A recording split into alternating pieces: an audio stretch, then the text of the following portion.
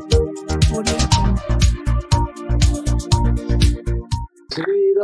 जय जय राम, श्रीराम जय जय राम, श्रीराम जय जय राम, श्रीराम जय जय राम.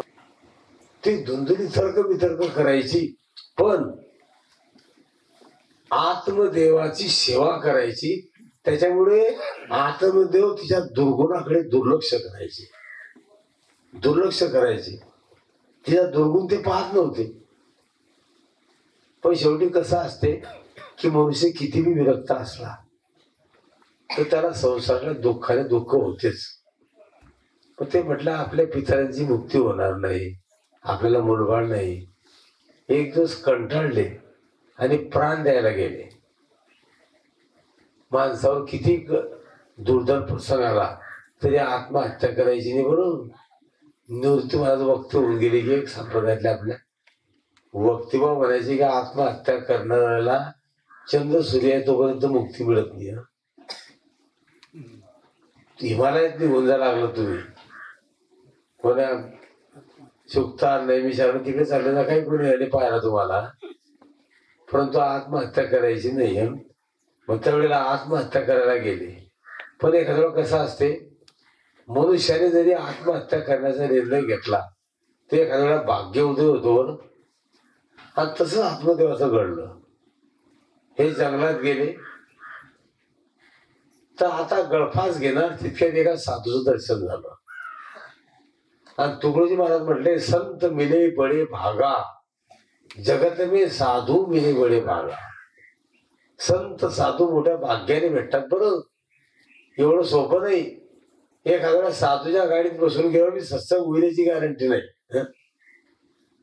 मी असं म्हणत नाही. मग त्यावेळेला फार मोठ्या भाग्याने साधूची भेट होते. त्यांना उपरती झाली, धावत गेले आणि त्या साधूच्या पार डोकं टेकवलं. आता ते रडायला लागले, डोकंवर उचलत नव्हते. आता त्यांनी ओळखलं की याला काय दुःख आहे, हा का रडतो. तर साधू म्हटले, आत्मदेवा तुला कोणतं दुःख आहे मला कळलं. तुला मुलबाळ नाही, तुझ्या वाड्यामध्ये गाय तिला बी वासरू नाही, तुझ्या अंगणात झाड आहे त्याला फळ नाही. पण म्हणे तू जेव्हा माझ्या पार डोकं टेकवलं तेव्हाच मी तपासलं म्हणे, तुला याच्या अगोदर 7 जन्म काही झालं नाही आणि आता याच्या पुढे बी काही होणार नाही. आता आत्मदेव ब्राह्मण होते, ते विद्वान होते, उभे राहिले आणि हसले. ते म्हटले, गुरुजी तुम्हाला जर मागचे पुढचे 7-7 जन्म कळतात तर मग भाग्य बदलवण्याची पावर तुमच्यात आहे. पाहता यांनी साधूच नस पकडली की तुम्ही माझं भाग्य बदलवू शकता. माझ्या भाग्यात नाही ना, पण तुम्ही तुमच्या अधिकाराने मला मुलबाळ द्या. आता त्यांचा नाईलाज झाला. त्यांनी सांगितलं की जी गोष्ट भाग्यात नाही ते मिळवण्याचा प्रयत्न केला की दुःख होते. बरोबर जे आपल्या भाग्यात नाही ते जबरदस्ती मिळवण्याचा आपण जर उद्योग केला तर दुःख होते. पण ते म्हटले ते दुःख हो का सुख हो, मी तुम्हाला सांगतो. आता कशाला पाहिजे, म्हणजे आपल्या दुःख जरी झालं तरी काही काही गोष्टी आपल्याला प्राप्त करायलाच पाहिजे असं आपलं मत असते. इथे जेवढे बसले ना, समजा एखाद्याला नातू नाही. मी सांगितलं की निवृत्तीनाथांच्या कृपेने आजची 22 तारीख आहे, 22 फेब्रुवारी 2024, तर पुढच्या 22 फेब्रुवारी 2025 पर्यंत तुम्हाला नातू होईल.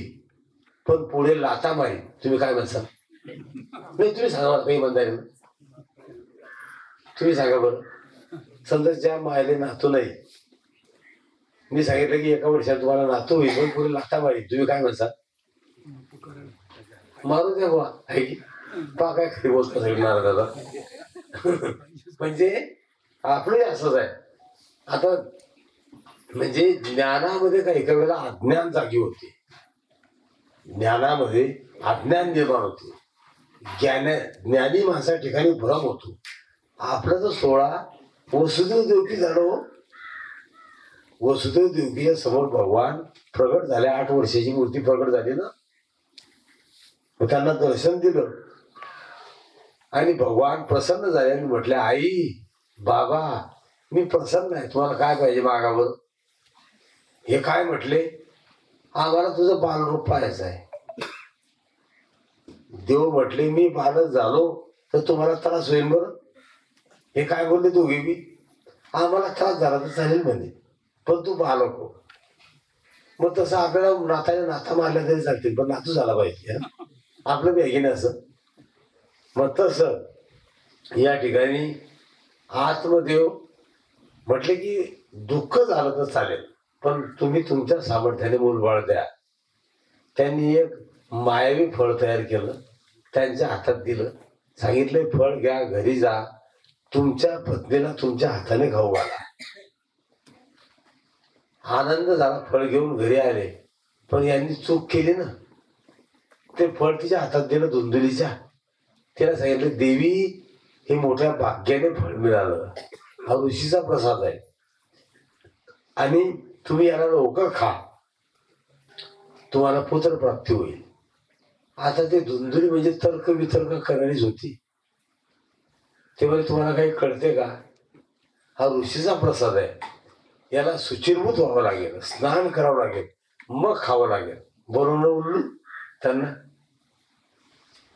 आत्मदेवाने ते फडकीच्या हातात धरून निघून गेले. आता साधूने काय सांगितलं होतं, तुमच्या हाताने तिला खाऊ घाला. पण यांनी ती चूक केली ना, तिच्या हातात दिलं, हे निघून गेले. आता तिने काय केलं, फळ तर घेतलं, पण लागेच शेजारी बाईला बोलून आणलं त्या धुंदुलीने. तिला सांगितलं म्हणे, बघ माई, हे कुठे जंगलात गेले, जीव देत होते, साधूची भेट झाली, साधूने फळ दिलं, काय करू, खाऊ का. ते म्हणे सर्वात अगोदर खाऊन घे, कारण साधूचं वाक्य कधी खोटं होणार नाही. नाही ते म्हणे, मी फळ खाते म्हणे, पण मला काही शंका आहे म्हणे. म्हणे कोणती. म्हणे मी जर फळ खाल्लं आणि मी जर गरोदर झाले तर माझं जेवण कमी होऊन जाईल म्हणे, आणि जेवण कमी झालं की मी कमजोर होईल म्हणे. मग कमजोर झाले की घरातलं काम कोण करील. हे भागवतात लिहिलंय बरोबर. फल भक्षेन गर्वशात गरिबीनो तर उद्दिता स्वल्प भक्षम तत्व शक्ती गृह कार्यम कथम भवे. म्हणजे फळ खाल्लं तर मी कमजोर होईल, घरातलं काम कोण करेल. ते म्हणजे तू घरातल्या कामाची कशाला चिंता करते. तू जर गरोदर राहिली तर 4-5 महिन्याच्या अगोदर तुझ्या नरला बोलून घेतो म्हणे. ही धुंदुली म्हणजे तुला माहिती नाही, माझी नर माझ सुट्टी आहे म्हणे. हे भागवतात लिहिलंय बरोबर. ननंदा संगरेस तदा, माझी नर माझ्या घराचा सर्व संहार करून टाकेल. याच्यापेक्षा नौकर ठेवीन म्हणे. मग ते म्हणे नौकर ठेवू, पण तू फळ तर काय. नाही ते म्हणे मी फळ खाते, पण मला एक परत शंका आहे. म्हणे कोणती.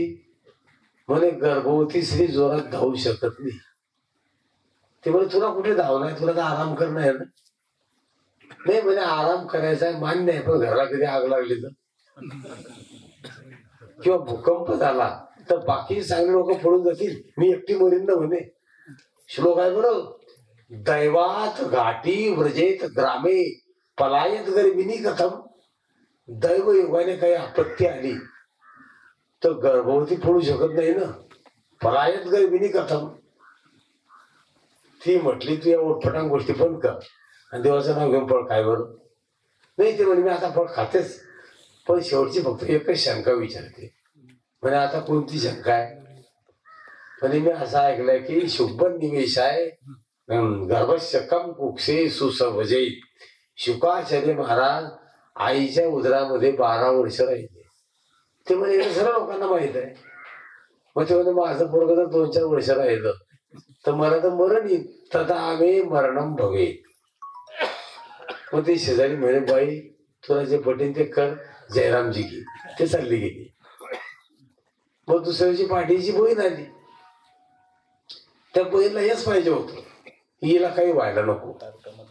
कारण त्या बहिणीला 9 मुलं होती आणि 10व्या वेळा ती गर्भवती होती. तिला अशी इच्छा होती की आपल्या पोरगीला दत्तक देऊन टाकू, तिची सर्व्हिस स्टेट आपली होऊन जाईल. तिने जास्ती डोकं फिरून दिलं.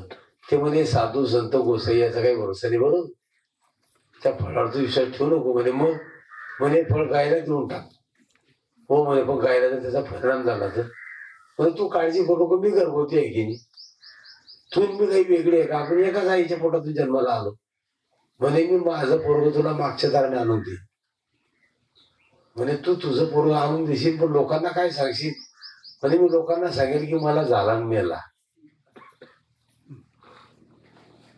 म्हणे लोक ऐकून घेते, मग तुझा मालक. म्हणे माझा मालक ते द्रव्याचं लोभे म्हणे, त्याला थोडं द्रव्य दिलं की ते गुपची पैसे. चला दोघी बहिणीचा सल्ला झाला, ठरलं दोघांचं ठरलं. मग हिने ते गर्भपणाचं सोंग केलं, गायला फळ दिलं, गायला गर्भधारणा झाली. मग हिला मुलगा हिने मागच्या दाराने बहिणीला आणून दिला आणि त्याच्या 3 महिन्यानंतर गायला सुद्धा मुलगा झाला. फरक एवढाच की शरीर माणसाचं, कान फक्त गायीच्या कानासारखे. नाम करण्याची वेळ आली त्या वेळेला हे धुंदुली उभी राहिली. ते काय म्हटली, म्हणे मी 9 महिने कष्ट सोसले, माझ्या मुलाचं नाव मीच ठेवेल. मग आतमध्ये म्हटलं सांग काय ठेवायचं. म्हणे माझं नाव धुंदुली तर माझ्या मुलाचं नाव धुंदुकारी, आणि हे गायीच्या कानावरून याचं नाव गोकर्ण. नामकरण झालं. आता धुंदुकारी या वाईट वृत्तीतून आल्यामुळे तो दृष्ट निघाला आणि गोकर्ण ऋषी बसत असल्यामुळे पंडित निघाले. गोकर्णो पंडितो भयो धुंदुकारी महाखल. मग आता ते धुंदुकारी मोठं झालं, ते बापाला त्रास द्यायला लागलं. बर मारायला बी धावलं. एक दिवस मारायला धावल्यावर आत्मदेवाला एवढं वाईट वाटलं. ते म्हटले आपण जर अगोदर ऐकलं असतं तर हा मूर्खपणा झाला नसता. त्या संतापाच्या भरात ते जीव द्यायला निघाले. आता तुम्ही सांगा, अगोदर प्राण द्यायला गेले कशा करता, मुलगा नव्हता म्हणून, आणि परत प्राण द्यायला गेले मुलगा का झाला म्हणून. म्हणून तर महाराज म्हणतात, जो देखे सो दुखिया बाबा, सुखिया कोई नाही. तुम्ही कोणी पहा सर्व दुखीच आहे. कोण सुखी आहे, हा एक जण निर्लज्जम सदा सुखी. मग त्यावेळेला आणि शेवटी गोकर्णाने तत्वज्ञानाचा उपदेश केला.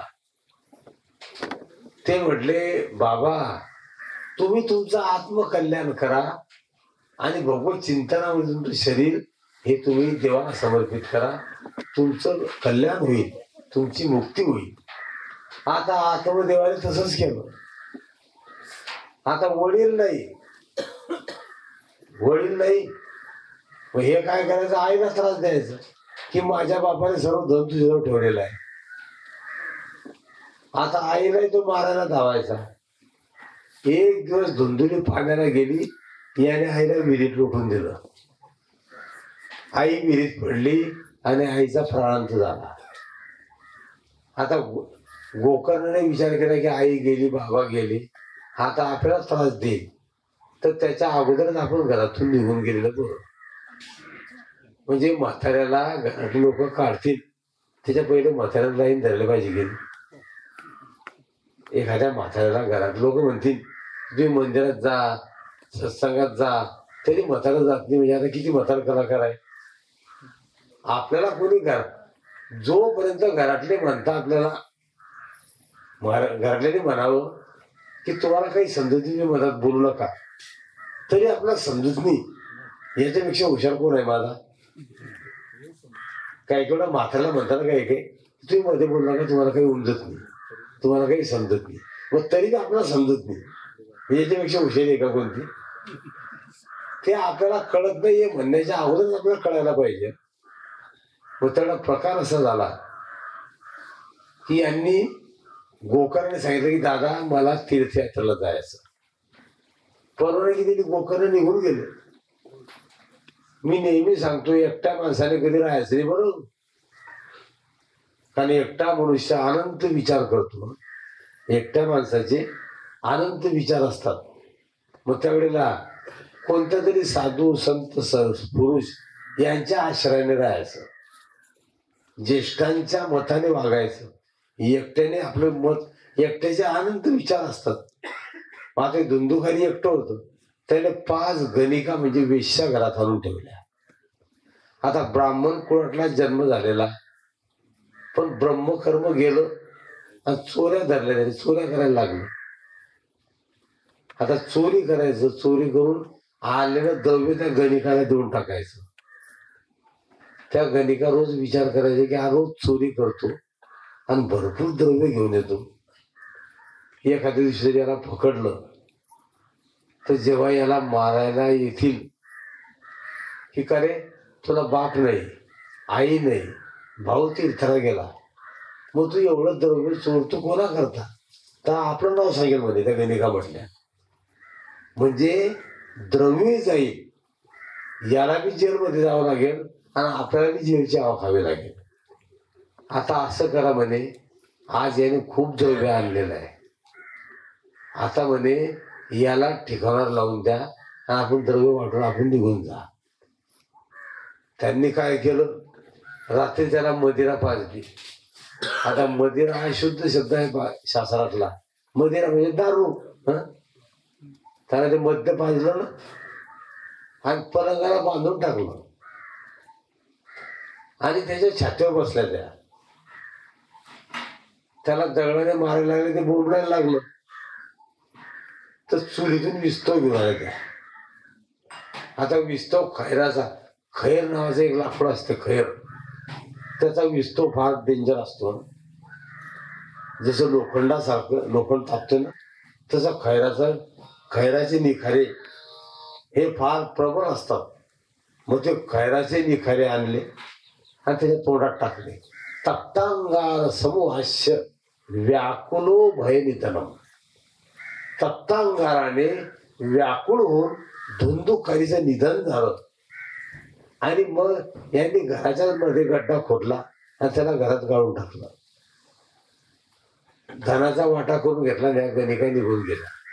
सनकाची ऋषी नारदाला सांगतात, नारद देखा बोले जो श्री धन पर प्रेम करने वाली है उन पर कभी विश्वास नहीं करना चाहिए.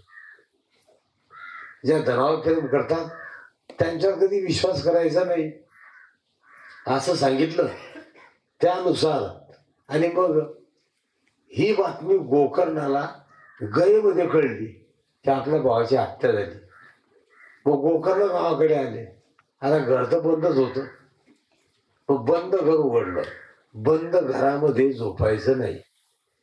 ज्या घरामध्ये 2-4-5 वर्षापासून कोणी राहत नाही, तर रात्री बेरात्री जाऊन तुम्ही ते बंद घर उघडायचं आणि जाळून घ्यायचं आणि झोपायचं. म्हणून बंद घरामध्ये झोपण्याची शासनाने बंदी घातलेली आहे.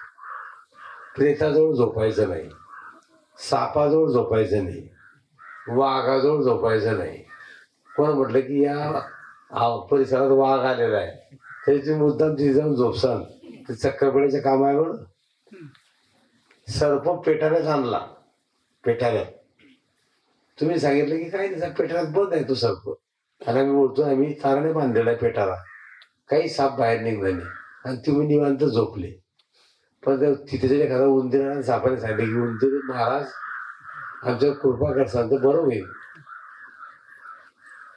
उंदरा कधी पेटरा कतरला तर समजा कल्याण आहे. बंद घरात झोपायचं नाही, वेड्या माणसाचं झोपायचं नाही, कपटी धूर्त माणसाजवळ झोपायचं नाही. म्हणजे त्याचे नियम सांगितलेले आहे. मग तसं यांनी ते घर उघडलं, बंद घर, एक बाजू साफ केली, झोपले गोकर्ण. तर रात्री 11:30 वाजता त्यांच्या समोर एक मेंढा आला. त्या मेंढ्याला पाहत असताना त्या मेंढ्याचा बैल झाला, बैलाचा हत्ती झाला, हत्तीचा सिंह झाला आणि त्या सिंहाचा एका क्षणामध्ये माणसाची आकृती झाली. एक क्षण तर गोकर्ण घाबरले, हा काय प्रकार आहे. पण त्यांनी हातावर तीर्थ घेतलं,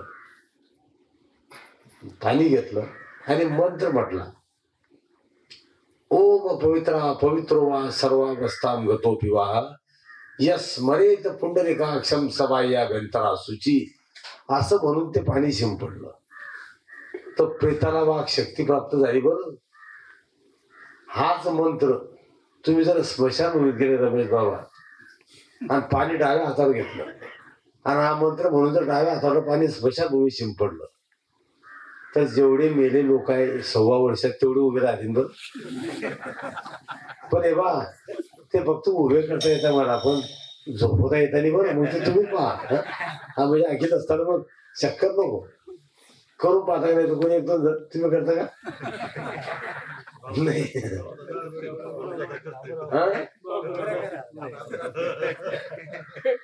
जे नंगेला बाबा ते करून पहा. बरं, जाऊ द्या. असा प्रकार आहे. मग ते प्रेताला वाघ शक्ती प्राप्त झाली ना, ते बोललं, अहम भ्राता त्वदीहम, म्हणजे मी तुझाच भाऊ आहे म्हणे. म्हणे मी तुझं श्राद्ध तर गयेमध्ये केलं, धुंदुली आत्मदेव आणि तुझं तिघांचं श्राद्ध गयेत केलं, मग तुझी मुक्ती झाली नाही का? मग ते धुंदुकारी पिशाचे म्हटलं की दादा, एक श्राद्ध नाही, गया श्राद्ध शतनोपी, एक श्राद्धाने तू 100 श्राद्ध केले तरी नचमे मुक्ती भविष्यती, माझी भविष्यात मुक्ती होणार नाही.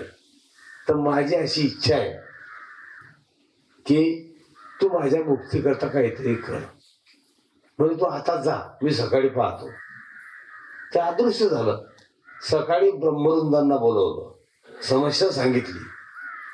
त्या ब्रह्मवृंदांनी सांगितलं की जे पाहिजे ते केलं तुम्ही, गयेमध्ये श्राद्ध केलं, काहीच राहिलं नाही आता. मग ते सूर्य उपासक होते.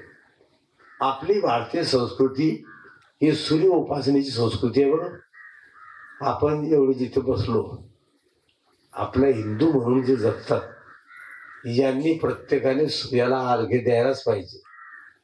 स्नान झाल्यावर पण सूर्याला पाणी देणं असं नाही म्हणायचं. बरं, सूर्याचे आपण पाणी टाकतो ना, त्याला अर्घ्य म्हणतात.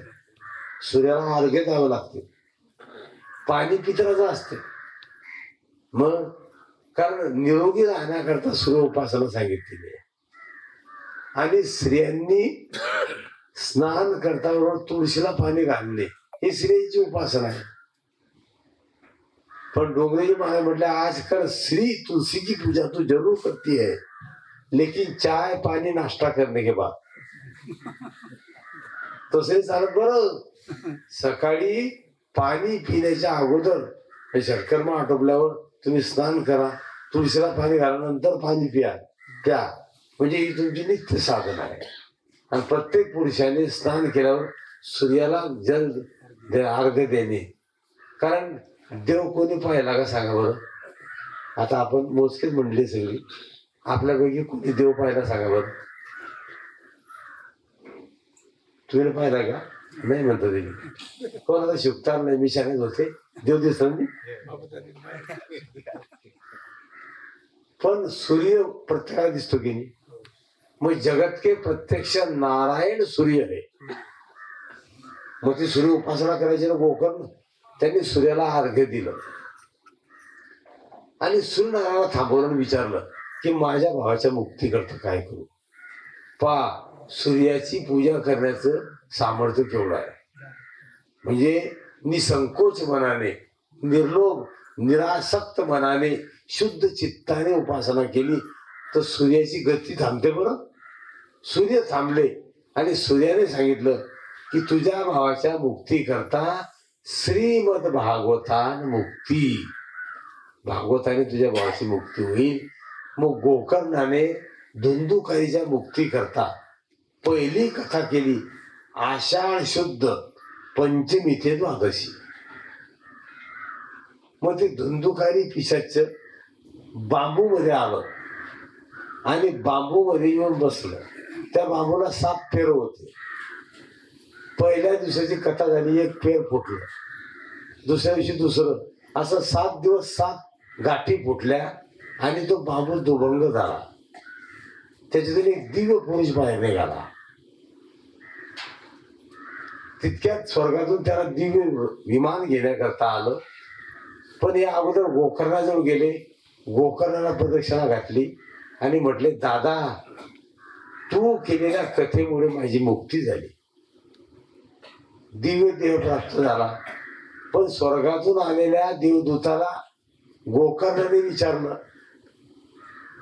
गोकर्ण म्हटले की एकट्या धुंदुकाने करता तू विमान आणलं, मग बाकीचे एकदा ऐकणार होते की नाही, यांना का विमान आलं नाही? देवदूताने सांगितलं की धुंदुकाने जसं ऐकलं तसं यांनी ऐकलं नाही, त्याच्यामुळे यांच्याकरता विमानात एंट्री नाही. मग इतर ऐकणाऱ्यांकरता परत कथा झाली. श्रावण शुद्ध अष्टमी ते पौर्णिमा, अष्टमी ते पौर्णिमा कथा झाली. आणि कथा समाप्तीच्या वेळेला सर्वांना स्वर्गातून विमान आले आणि जेवढे ऐकणारे होते तेवढे सर्व स्वर्गात गेले. आता तुम्ही मला सांगा, इथे जर 5-25 विमानं उतरले खाली तर तुमच्यापैकी कोण कोण बसणार? आता नारायण दादा एक बी बसणार नाही. ते म्हणजे नाही का अयोध्येला ते का दिल्ली नेते, अयोध्या दिल्लीला जाणार विमान तर बरं, पण हे विमान इथून उचललं की ठिकाणं घेऊन जाईल ना. म्हणजे स्वर्गात जाणार विमान आहे ते. विमान येणे मोक्ष प्राप्ती होणे असं त्यातला अर्थ आहे. मग आता धुंदुकाने कथा कशी ऐकली तर श्रोत्या वक्त्यांचा अधिकार शेवटच्या 6व्या अध्यायामध्ये. वक्ते अधिकारी आणि श्रोते सावधान, तेव्हा उद्धार होतो. नाही तर वक्ते बी वाहत चालले आणि श्रोते वाहत चालले तर दोघांना नरकवात चुकत नाही. काही एका वेळेला नारायणदादा कथेमध्ये वक्त्याचा अर्थप्राप्तीचा भाव असेल, आसक्ती भाव असेल, कल्याणाचा भाव असेल तर त्याच्या सांगण्यात दोष तयार होतो. आणि ऐकताना ऐकण्याच्या वृत्तीमध्ये जर एखादे संकल्प विकल्प असले तर त्यांनाही फल मिळत नाही. पण मग नियम सांगताना वक्ता ब्राह्मण जातीचा असावा, त्याला मंत्रोच्चार नीट म्हणता यावा, त्याचा अर्थ बदलता बरोबर. आणि ब्राह्मण म्हणजे कोण? जातीचे ब्राह्मण नाही, ब्रह्म जानाती इति ब्राह्मण, जे ब्रह्मज्ञान जाणतात ते ब्राह्मण. त्याच्यानंतर वक्ता जर पूर्वाभिमुख असेल तर श्रोत्यांनी उत्तरेकडे तोंड करून बसायचं. म्हणजे पायाची गरज नाही, फक्त कानाची गरज आहे कथेला. सर्वांगाचे करुणी कान, एक भुक्त राहावं. पण हे नियम सत्ययुग त्रेतायुग दाखवले घातलाय बरोबर, कलियुगातले नाही. हे भुक्त म्हणजे एका वेळेला जेवण करायचं, भूमीवर शयन करायचं. पण मी अगोदर सांगितलं की हे नियम अन्य युगातले आहे. कलियुगामध्ये अन्नमय प्राण आहे, तुम्ही 4 वेळेला खा पण कथा ऐका, हा मुद्दा महत्वाचा आहे. मग अशा प्रकारे काही नियमावली सांगितली आणि इथे पद्मपुराणातले 6 अध्याय समाप्त झाले. हरये नमः, हरये नमः, हरये नमः. गोपाल कृष्ण भगवान की हरि बोल, हरि बोल, हरि हरि बोल. गोविंद माधव मुकुंद बोल, हरि बोल.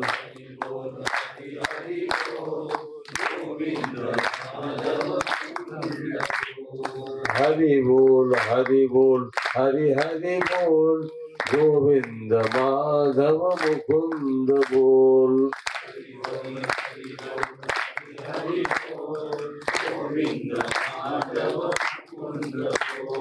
गोविंद माधव मुकुंद बोल. गोविंद माधव मुकुंद बोल. हरि बोल, हरि बोल, हरि हरि बोल. गोविंद माधव मुकुंद बोल.